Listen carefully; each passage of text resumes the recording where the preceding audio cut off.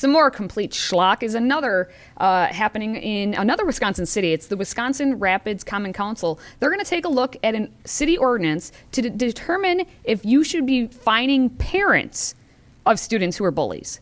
So you fine the parents if your kid is a bully. So they're going to actually consider next week the passage of an anti-bullying ordinance, and it would fine these parents. Police Chief Ermin Blevins said the ordinance would provide school administrators and police officers additional tools and could serve as a wake-up call to parents whose children are bullying others. In the ordinance, it says it prohibits bullying or harassment. It prohibits retaliation against any person who reports bullying or harassment, and it also holds parents and guardians responsible for such behavior of children younger than 18 years old. Why are the schools not held responsible?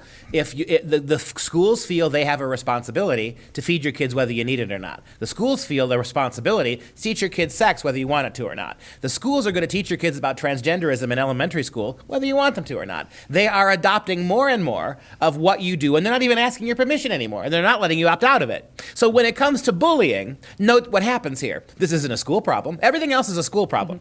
But this is a mom problem, right? Well, parents, if your kid is the bully, just so you know, they're going to start off with a written warning. Okay.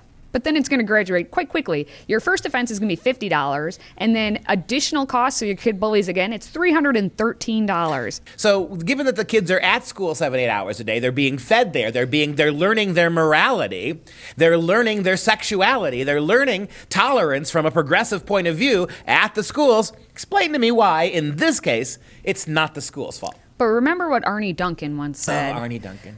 I think our schools should be open 12, 13, 14 hours a day. So it's not just lengthening. So 8 to 8 or something like that?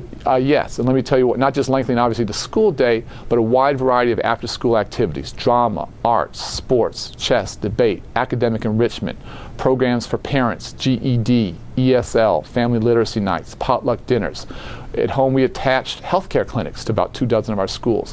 Where schools truly become the centers of the community, great things happen. This is what we've said for many, many years, that the school now, this huge network of federally funded schools in all the states, the former Department of Education Secretary for Barack Obama wants those to be the centers of the community, not the local family home, not the local police department, not the local civic government. The center of every community in America, say the progressives, has to be the federal school. And that's where your kids are going to learn about sex. That's where your kids are going to lose their religion. That's where your kids are going to get fed what we think they should be fed. But you get blamed if they're bullies. The biggest bullies in the public schools are the public schools.